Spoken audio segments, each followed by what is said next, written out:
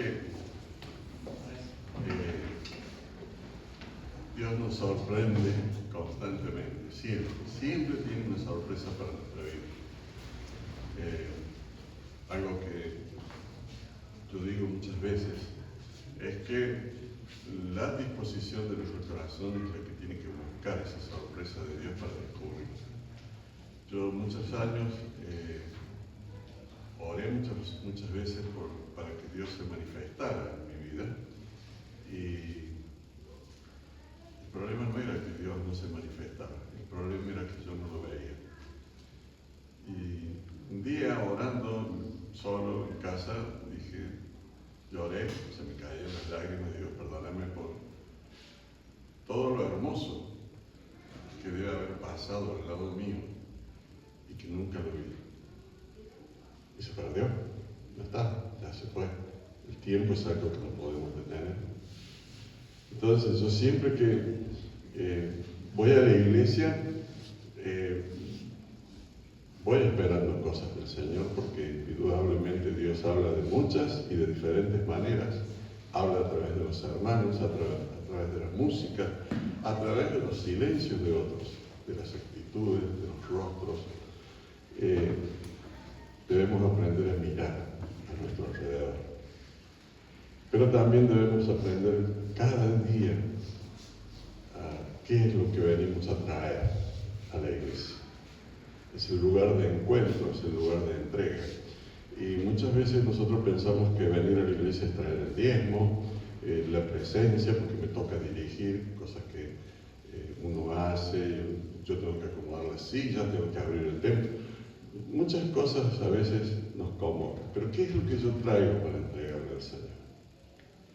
No implica, Dios no nos pide que sea ni dinero, ni ofrenda, esas son cosas que salen de nuestro corazón y son buenas, porque son reconocimientos.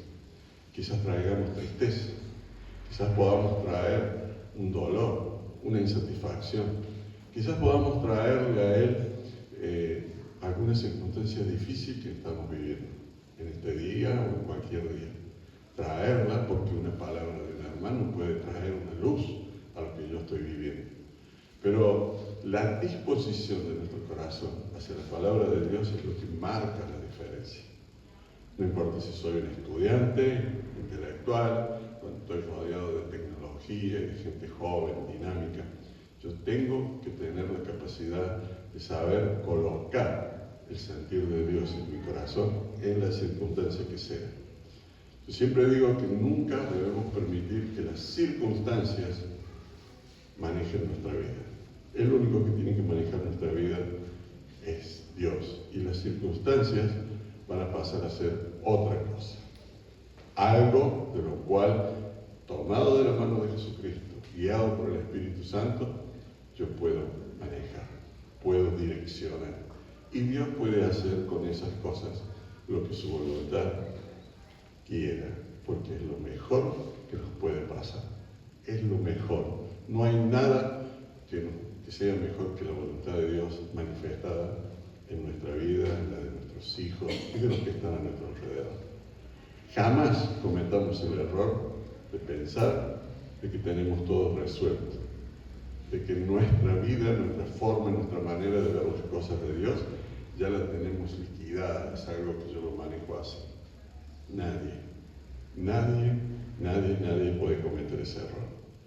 El error es depender, establecer el vínculo, buscar, encontrar, perder todas aquellas cosas que el mundo trata de añadirme cada día para que yo me sienta más pesado, porque mi medalla, porque esto, aquello. No, eso no sirve de nada, eso queda acá, es material, es inerte, no sirve.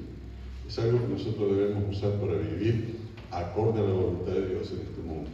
Es un paso breve, muy breve, y tenemos que saber vivir con sabiduría, porque Dios nos llamó, nos rescató, nos amó, nos salvó, nos creó, todo lo que Él hizo, lo que hace cada día por nosotros, es porque quiere que estemos con Él en la eternidad. Vaya privilegio. Bueno, Yo quiero decirles esto porque me gusta que ustedes se distiendan un poco y escuchen, analicen y apliquen lo que Dios tiene para decirnos. Primeramente a mí y también a ustedes en esta mañana. Vamos a hablar de Apocalipsis. Algunos comentaristas dicen que es un libro complicado. Pero me gustó un comentario que escuché, ni siquiera me acuerdo de quién era, pero lo leí y decía de que es el libro más hermoso que tiene la Biblia, que es el libro que habla y da detalles sobre la promesa, sobre el lugar, sobre cómo va a ser aquel lugar donde estamos llamados.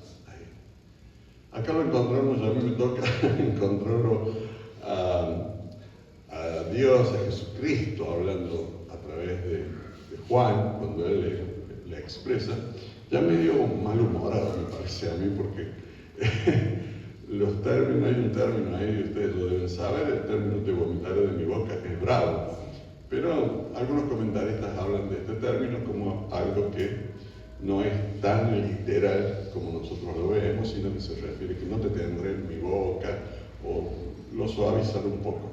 Pero bueno, no es la idea hablar sobre un término específico, sino el concepto general que tiene este tema en Apocalipsis.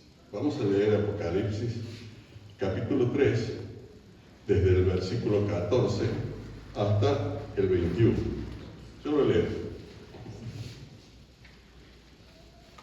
Dice: y escribe al ángel de la iglesia en la Odisea: he aquí el Amén, el testigo fiel y verdadero, el principio de la creación de Dios, dice esto. Eso tiene mucho que ver con lo que Santiago nos hablaba esta mañana, ¿no? El principio de la creación de Dios dice esto: yo conozco tus obras, que ni eres frío ni caliente. Ojalá fueses frío o caliente, pero por cuanto eres tibio y no frío ni caliente, te vomitaré de mi boca. Porque tú dices: yo soy rico y me he enriquecido, y de ninguna cosa tengo necesidad. Y no sabes que tú eres un desventurado, miserable, pobre, ciego y desnudo. Por tanto, yo te aconsejo que de mí compres oro refinado en fuego, para que seas rico, y vestiduras blancas para vestirte, y que no se descubra la vergüenza de tu desnudez. Y unge tus ojos con colirio, para que veas. Yo reprendo y castigo a todos los que amo. Sé pues celoso, arrepiéntete. He aquí yo estoy a la puerta y llamo. Si alguno oye mi voz y abre la puerta, entraré a él y cenaré con él, y él conmigo. Al que venciere, le daré que se siente conmigo en mi trono. Así como yo he vencido, me he sentado con mi Padre en su trono. El que tiene oídos para oír, oiga lo que el Espíritu dice a las iglesias. Este es el final de los mensajes que hay en Apocalipsis, en estos primeros 3 capítulos, a las iglesias. Son 7 iglesias. Esta es la iglesia de la Odisea. Era la más complicadita. Se ve que dejó todo para el final, le dejaron ahí. Pero si ustedes ven en el mapa de la época, ahí está. Empezó por la izquierda y terminó por la derecha. Así hizo. Así llegó esta carta. Esta es una carta que Juan escribe, y hay una gran cantidad de comentarios con respecto al formato de la carta y las palabras que Juan. Yo lo simplifiqué en 2 cosas. La primera, Juan está en una isla, está recluido en una isla muy apartada, disfrutando quizás, no sé si habría otros con él allí, en una cárcel, lo que sería, la isla de Patmos. Pero el tema es que los términos que utiliza Juan en el uso de la carta, de algunos aspectos que él describe en general, hablan de que la dirección literal de la carta no es voluntad de él. Hay conceptos contenidos dentro de esta carta que indudablemente nos están hablando de que quien está dirigiendo la descripción de la carta es alguien que literalmente tiene un concepto mucho más elevado de las cosas. Casi como que vemos a Juan en esta carta, que en algunos lugares queda como colgado en cuanto a describir ciertas cosas que no puede describir. No puede describir por sí mismo, porque lo que él ve supera largamente lo que es su capacidad de descripción y de entendimiento en su totalidad o en su plenitud de las cosas que él ve, permitido obviamente por la obra de Dios en su vida, ¿no? En su corazón. Y él dice acá, escribe al ángel de la iglesia de la Odisea. Hay varios comentarios que hablan con respecto a este término, escribe al ángel. Se refiere a algunos mencionan que el ángel puede ser el pastor de la iglesia, otros dicen que no, que es un ángel que está allí en un rincón de la iglesia siempre que los hermanos se reúnen. Yo no digo ni sí ni no a ninguna de las cosas. Lo que sí entiendo y valoro y rescato del término es que es un término que tiene un contenido espiritual pleno. No está hablando, bueno muchachos, miren, vamos a ver cómo levantamos la pared o cómo ponemos la puerta. Está diciendo eso. Se está focalizando el concepto de escribe al ángel de que todo lo que viene posteriormente es para cada uno. Es para todos, pero fundamentalmente desde la raíz del corazón de cada uno. Es un mensaje con un alto contenido espiritual. Dice, escribe al ángel de la Odisea, de la iglesia de la Odisea. He aquí el amén, el testigo fiel y verdadero, el principio de la creación dice esto. Es una identidad perfecta, es una descripción muy clara de que está hablando Jesucristo, que es Dios mismo quien está hablando a través de Juan, es quien le está transmitiendo todas las cosas. El Espíritu Santo también tiene participación en él. Y él dice, no conozco tus obras, yo conozco tus obras. Aquí tenemos un primer término que es altamente profundo. Y eso es algo que a cada uno de nosotros hoy tiene que llamarnos mucho la atención en forma permanente. No hay nada de lo que nosotros hagamos que escape al conocimiento de Dios. Nuestra relación con Dios, si bien es una relación totalmente fundamentada en amor, es constante, es permanente. Dios busca que nosotros vivamos en una conexión con Él de una manera plena en todas nuestras circunstancias. Si me estoy bañando en mi casa o estoy sentado en un banco en la facultad o en un escritorio en la oficina o hablando por teléfono con mi jefe, lo que sea. En todo, yo tengo que tener una identidad que califique dentro de los conceptos que Dios, a través de Jesucristo, pone para que nosotros vivamos. No es tan complejo entender esto. Lo que es complejo es que la primera batalla que nosotros vamos a desarrollar en eso es contra nosotros mismos.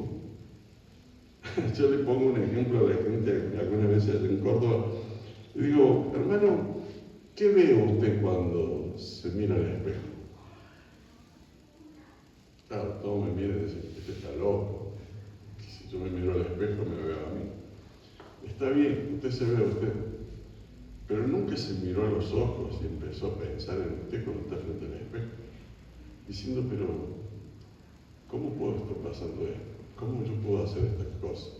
¿Cómo yo puedo tener estos principios? ¿Cómo yo puedo manejar estos sentimientos? ¿Cómo yo puedo hacer esto? Y después le pido a Dios que me guíe.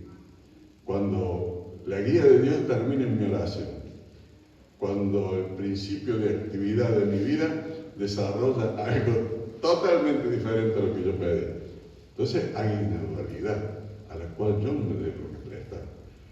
Y eso es una cosa más larga, pero no la vamos a mencionar hoy, pero es un desconocimiento de nuestra verdadera identidad. Hay una identidad que nos es revelada en la palabra de Dios y nosotros no la conocemos en la claridad que Dios quiere. A esta gente de la Odisea le pasaban cosas más o menos de estas características. Le dice, yo conozco tus obras. Terrible. No había nada que estuviera fuera del conocimiento de Dios en lo que esta gente pasaba. Que ni eres frío ni caliente. Ojalá fuese frío o caliente, le dice el mensaje. Acá algunos comentaristas hablan con respecto a un conocimiento por parte de los que estaban recibiendo esta palabra, que eran de allí de la Odisea, porque la Odisea era un lugar que tenía un problemita con el agua que tomaban, con el agua que ellos vivían. No tenían agua muy potable y tenían un agua que venía, se ve, de algún lugar donde había efectos volcánicos, porque el agua venía caliente. Habían construido, que era lo único que tenían, en lo que dicen algunos comentaristas, tenían algunos canales termales y el agua bajaba hacia la ciudad, pero cuando salía de la vertiente del volcán o lo que se puede, salía muy caliente. En el trayecto el agua se iba enfriando, pero normalmente toda la ciudad tomaba agua fría, agua tibia. El agua tibia era un elemento que ellos conocían perfectamente.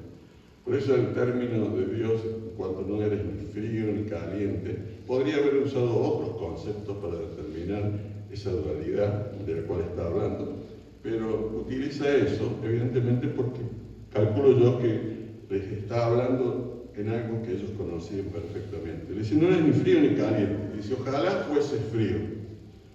Ojalá fuese frío. Y uno dice, caramba, pero ¿cómo? Tendría que decir, ojalá fuese caliente, que después lo dice, pero esto tiene un motivo. Tanto frío como caliente normalmente obedecen a una determinación. Yo acepto lo que Dios dice o no acepto lo que Dios dice. ¿Se entiende eso? Yo tengo libre albedrío en ese aspecto, pero tengo que ser o saber que soy responsable en mí mismo de las decisiones que yo tomo. Lo que Dios está presentando acá es esa dualidad que nosotros muchas veces la comparamos con hechos bueno, pero yo tengo que saber porque mi vida, y a veces estamos en el aspecto primero, en el aspecto de la frialdad. Decimos que somos una cosa y nuestras actitudes obedecen a otra. Eso es lo frío y lo caliente, ¿no? Lo caliente sería aquello que nos combina en que cuando yo tengo algún aspecto que desconozco en mi vida, algo que me está llevando a hacer cosas que yo no debo, que yo me plante, aunque lo haya hecho, y me enfrente con eso, y lo presente a Dios, y le pida consejo, y le pida guía, le pida perdón, y le pida que me ayude a tener la fortaleza espiritual para poder enfrentar todas esas cosas que me separan y me convierten en alguien totalmente frío, cuando yo digo que tengo que ser caliente, de tener una relación piel a piel, corazón a corazón, espíritu a espíritu con Dios. ¿Se entiende el concepto? Y la tibieza, es largo el tema de la tibieza. La tibieza la podemos, para que ustedes la entiendan perfectamente, en el concepto dice que, pero no fueses tibio porque te voy a vomitar de mi boca. ¿Por qué tanta agresividad en el concepto, no? Yo no creo que sea una agresividad de Dios en su corazón, sino el concepto que está escribiendo, no sé cómo sería el original, pero sí es fuerte la palabra que dice, porque es lo peor que nos puede suceder, la tibieza. El tibio, o sea, la tibieza de que está describiendo aquí la palabra de Dios, es aquel que no se decide ni por ser frío o caliente. ¿Saben qué encontré yo en común en los conceptos de los historiadores y todo eso? Dice, el tibio atrasa, retiene. Atrasa, retiene. Yo digo, ¿pero por qué ese concepto? Y después me puse a leer algunas cosas, algunas historias, y es real. Es aquella persona en la cual, por ejemplo, dice, vamos a poner esa puerta. Ah, sí, qué lindo, qué bueno, pero me gustaría que fuera de 3 hojas. Bueno, la vamos a poner de 3 hojas. Vamos. No, pero vos sabés que hoy no tengo tiempo, mañana, ven, vamos a ver. Y el que estira, el que alarga, el que deja, el que va, es aquella persona que yo me estoy nombrando en un concepto generalizado, muy burdo, pero normalmente hay personas que se mueven en ese concepto. Y Dios es una cuestión caliente que puede esperar. Tengo que ver. No sé todavía. Tengo que decidir. Voy a ver qué es lo que vive. No sé si es lo que me conviene. Quizás, tal vez. El domingo no sé si vengo.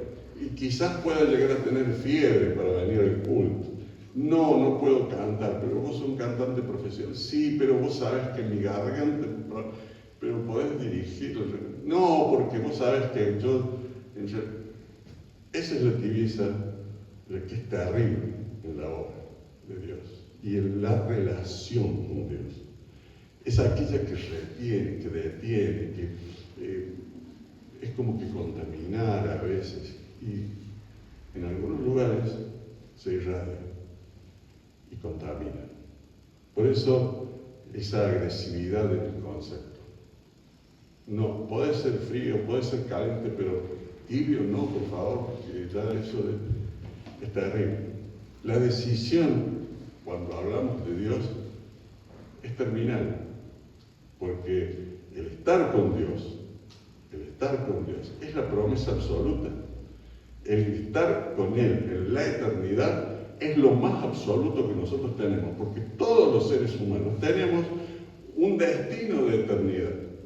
La diferencia en el cristiano es que la promesa que nosotros tenemos es una promesa que está estipulada y esclarecida y bien basamentada escrituralmente, históricamente, en que nuestra eternidad es con Dios, es con el Creador de todas las cosas, es con el Señor. Cuando Jesucristo vino a vivir entre nosotros y a hacer todo lo que hizo entre los hombres, no fue para que la gente entendiera de que había un Dios con poder. Era para que la gente viera con sus ojos que había un Dios con poder y entendiera que ese Dios con poder nos venía a buscar a ellos, nos venía a buscar a nosotros. Eso es lo que enfáticamente establece la palabra de Dios. Nosotros no somos los que les hacemos el favor, como dicen en Argentina, le hacemos el favor a Dios de estar en la iglesia, le hacemos el favor a Dios de orar y le hacemos el favor a Dios de leer su palabra para que tenga más venta de Biblia. No es eso, porque hay un factor que estamos olvidando específicamente y es terrible, y es el valor que nosotros tenemos. Génesis 1, 26 y 27. No lo busquen, se los voy a decir.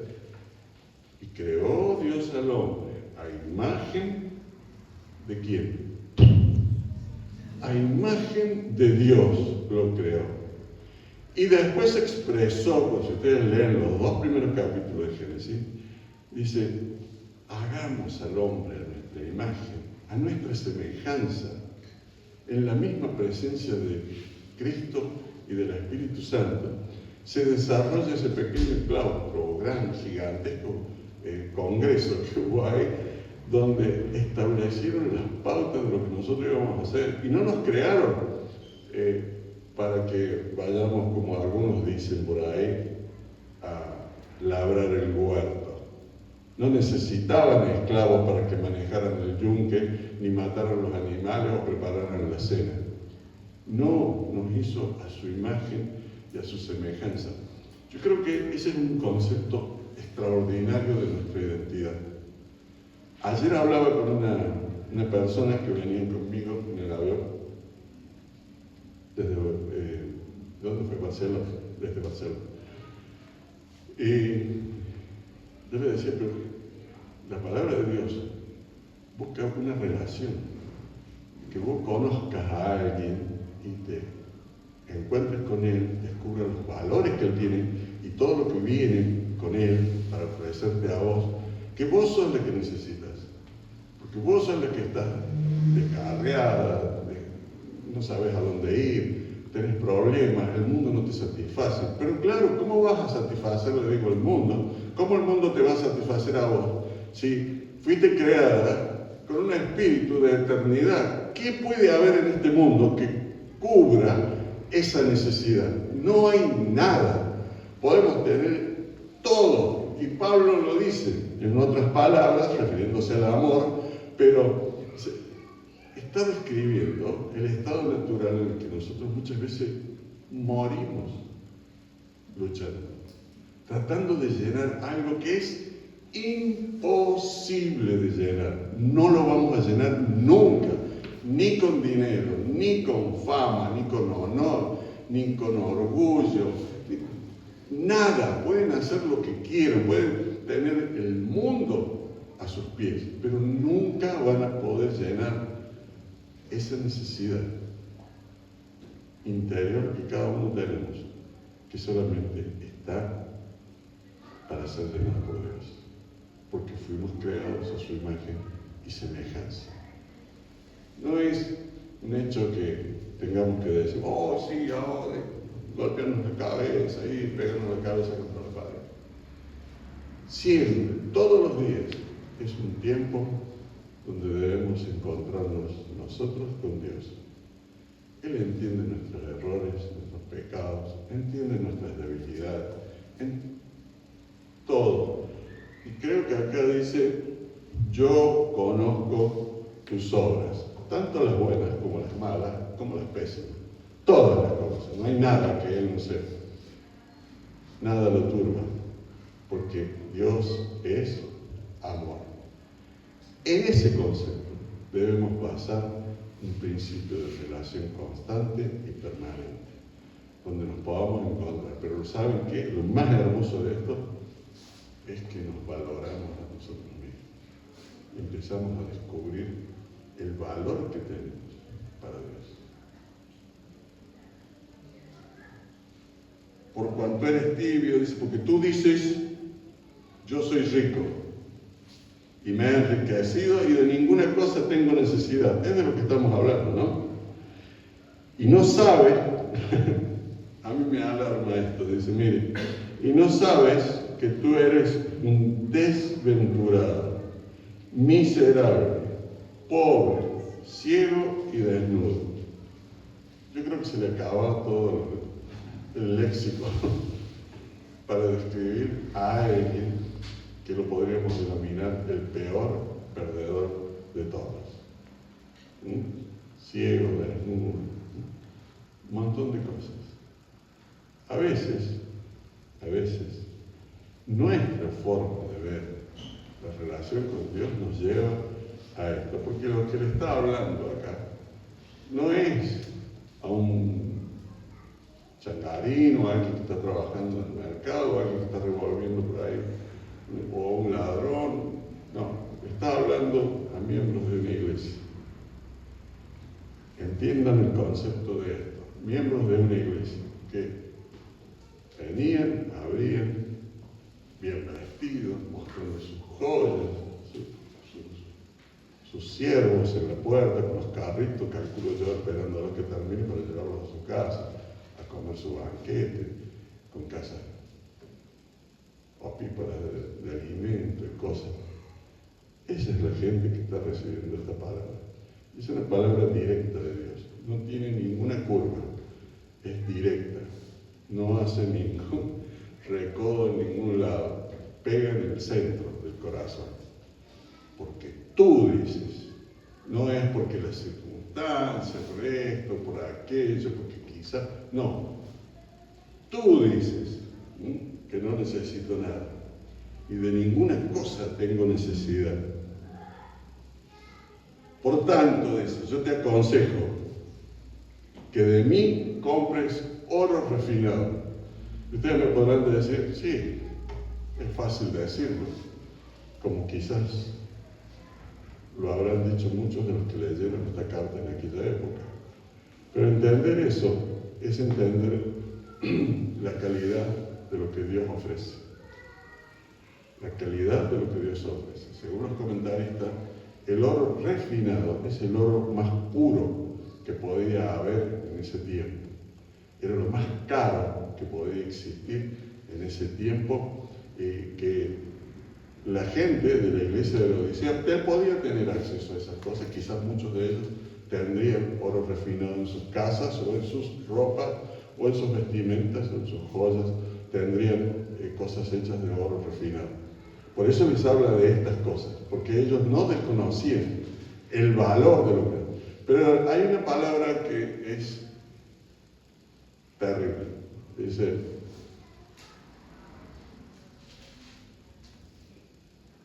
yo te aconsejo que de mí compres oro refinado. Y Jesús no tenía ninguna joyería, ni Dios tenía una joyería en ese lugar.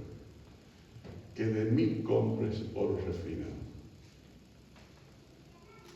Usted, a una persona que, como yo, que no conocía Roma, y tenía que comunicarme con algún italiano, por supuesto no entendía absolutamente nada. Esta gente no le pasaba eso, porque, les repito, de eso que estaba hablando, del oro refinado, ellos conocían perfectamente de qué era eso. Entonces, comprar oro refinado significaba dejar muchas de las otras cosas en el concepto, no en la acción, porque no había una acción para comprar. Pero el concepto envuelve a que yo tengo que cambiar no solamente lo que vaya a tomar, sino cómo lo voy a tomar. Muchas cosas de las que nosotros tenemos y consideramos que son increíblemente invalorables, son las que no tienen ningún valor delante de Dios. Y son las que tendríamos, digo, no, yo no soy Dios para decir algo más profundo, pero tendríamos que dejar de lado y darnos vuelta y decir, Señor, acá estoy. Porque algunos comentaristas orientan a que la realidad de nuestra vida es justamente el oro refinado, lo que nosotros debemos buscar de Dios, el valor que tiene la pureza y la honestidad de la relación con Dios es oro refinado, es lo bello, es lo espectacular. ¿Y saben qué? Una cosa, el oro refinado cuando era trabajado y era armado, era muy resistente. Así es la relación con Dios, eterna. Eterna, no tiene final. Es algo que empezamos hoy y lo vamos a vivir por la eternidad. Estamos hablando de un concepto que nos queda grande, eternidad. No lo podemos discernir muy fácilmente y a veces las cosas que no discernimos muy fácilmente las dejamos guardadas en una estantería que junte tierra. Pero no lo hagamos con esto, porque es parte de nuestra identidad. Hay cosas que son invalorables y que Dios nos las ofrece todos los días. Y es esto, es conocer de nuestra identidad, conocer de nuestra responsabilidad, conocer de lo que somos realmente. Sed santos porque yo soy santo. Buscar la santidad es parte de buscar esa realidad a la cual Dios nos llama, porque somos llamados a ser santos. La santidad es parte de nuestra identidad. No es algo que nos va a salir una aureola chiquita acá arriba. Es el hombre que se presenta delante de Dios con sus defectos, con sus errores, con sus pecados, y busca en Dios encontrar el camino para transformar de acuerdo a lo que Dios en su voluntad ejerza sobre su vida. Ese es el llamado que Dios estaba haciendo. Ni tibio, ni frío, ni caliente, no, nada. Algo que sea allí con Dios. El encuentro más puro, como oro refinado y personal con Dios. Es a lo que está llamando esta carta, ¿no? Y dice, les habla también de ungir y vestirse de ropas blancas. Las ropas blancas, en la antigüedad, por lo que yo he leído, significaban pureza. Era jerarquía, por llamarlo de alguna manera que sea familiar. Las personas los tribunos en Roma usaban túnicas blancas y algunos usaban algunas cosas que los distinguían como con mayor rango uno sobre otro, pero la base de todo era la ropa blanca y es de lo que se habla. Yo no sé si es así, pero nosotros entendemos que en este concepto que Dios está utilizando acá, la ropa blanca es una distinción. Es algo que está hablando de sin mancha, algo que no tiene pecado, algo que busca o es una identidad perfecta. Eso, busquen ropa blanca, busquen la perfección en Dios, porque Él es el único que la tiene. No hay otro lugar donde lo podamos encontrar. Y es una tarea que se nos va a llevar toda nuestra vida hasta que lleguemos a la presencia del Señor. Eso es un poco lo que está diciendo. Busquen vestiduras blancas para vestirse y que no se descubra su vergüenza, que no se descubra lo que hay, porque eso lo vamos a solucionar entre nosotros, no la gente. No podemos tener la capacidad o adjudicarnos la capacidad de condenar a los que están a nuestro alrededor. No estamos llamados para marcar los errores de los demás. Estamos llamados para ayudar y levantar en el nombre de Dios, porque somos parte de la tarea de Dios en este lugar. Y voy para ir terminando. Dice, yo reprendo y castigo a todos los que amo. Sé pues celoso y arrepiéntete. He aquí, yo estoy a la puerta y llamo. Si alguno oye mi voz y abre, yo entraré y cenaré con él y él conmigo. Hay algunas controversias teológicas con este texto que no se puede usar para evangelizar, dicen algunos porque está escrito para los creyentes, otros dicen que no, que toda la palabra de Dios es para evangelizar. Pero en fin, de lo que está hablando acá es de lo que venimos mencionando desde el principio. Dios nos llama a cada uno de nosotros a una relación personal, íntima y profunda. No es algo que vamos a tener en un abrir y cerrar de ojos. Ningún edificio se construye y vienen y lo colocan así y a los 10 minutos entran a vivir. No. Ladrillo por ladrillo se va colocando porque la fundamentación de la palabra de Dios en nuestra vida es algo que va día a día. Todos los días de nuestra vida debemos buscar. Debemos equivocarnos también, porque estoy seguro que sí, eso sucede, a mí me sucede, equivocarnos, caer, levantarnos y seguir, pero nunca perder la visión de que Dios está con nosotros, Dios es mi todo. Él les dice acá que se limpien los ojos con colirio.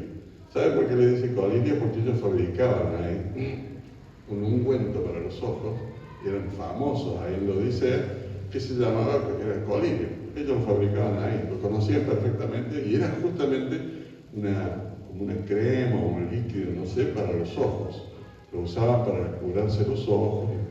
Y él les dice, use el colirio, pero no para los ojos. No les está diciendo para que se curen algún problema, que si lo tienen hágalo, pero la palabra en sí contiene un mensaje, porque hay otros ojos en nosotros que tienen vida y que muchas veces permanecen cerrados y no los abrimos. Son nuestros ojos espirituales. Es la forma y la manera en que Dios nos quiere enseñar a mirar la vida de una manera diferente. En comprender y entender la amplitud, la grandeza, la belleza que hay. No solamente en Dios, sino que Dios puso en nosotros. A veces el mundo lo único que busca es ensuciarnos, enlodarnos, desfigurarnos, quitar los criterios que nosotros tenemos o podríamos llegar a tener en Cristo sobre nosotros y tenernos bajo el control del mal. Lo que Dios nos está llamando siempre es a buscar a un Dios que realmente nos lleve a los lugares superiores, a donde Él está. Porque ese es nuestro destino final. Porque si no, ¿para qué sacrificio? Yo he venido a buscar lo que se había perdido. He aquí que Jesús cumplió esa misión. Buscar a Dios mientras pueda ser hallado. Y no lo dejemos de lado. Empecemos a luchar contra nosotros mismos. Mirémonos al espejo y mirémonos los ojos. Y veamos qué es lo que vemos. Y si no nos gusta mucho lo que vemos, porque tenemos un muy buen concepto de realidad sobre nuestra propia vida, yo les propongo, si pudiera firmar en algún lado, se lo firmo. Hablen con Dios. Preséntenle aún lo peor que ustedes puedan ver de ustedes mismos y dejen que Él haga. Y van a ver lo que es una vida con un camino glorioso. Es la vida que Jesús nos llama a vivir todos los días. Es lo que Dios quería de estos cristianos que en su comodidad, en su dinero, en su solvencia personal, habían dilapidado. No podían ni ver. Por eso les hablo del colibrí también. Dios nos llama todos los días. Y aquí yo estoy a la puerta y llamo. Eso se refiere a nuestro corazón. Si alguno oye mi voz y abre, no está hablando de una invasión, y abre, yo entraré, me voy a sentar, se va a sentar ahí, vamos a cenar juntos, vamos a hablar, vamos a dialogar, vamos a programar, vamos a hacer cosas, yo te voy a escuchar. Dios no tiene una necesidad de tiempo. Los que estamos necesitados de tiempo, a veces somos nosotros equivocadamente. Demos a Dios nuestras cosas y ven lo que resulta después. Leyendo el libro de Eclesiastes, leí un concepto y con esto termino, que dice: qué maravilloso es poder ver todo lo temporal a la luz de la eternidad. Qué maravilloso es poder ver todo lo temporal a la luz de la eternidad. ¿Oramos? Te damos gracias, Señor, por esta mañana, porque vos sos el que conocés y sabés de los propósitos y funciones de tu palabra. Te imploro que nos ayudes a cada uno de los que estamos aquí, para que podamos entender y comprender la verdadera dimensión de tu amor. Es un amor gigante, es un amor que no podemos describir, pero sí, Señor, vos nos querés enseñar cada día la manera de disfrutarlo, de vivir y compartirlo. Gracias por tu amor, gracias por estar, gracias porque al estar reunidos en tu nombre, empezamos a buscar lo que es nuestra verdadera identidad. Guíanos en tus caminos, guíanos en tu amor, en tu paciencia, en la disciplina constante, Señor, de buscarte y poder disfrutar la belleza, Señor, de la eternidad al lado tuyo. Gracias, Señor, en el nombre de Jesús. Amén.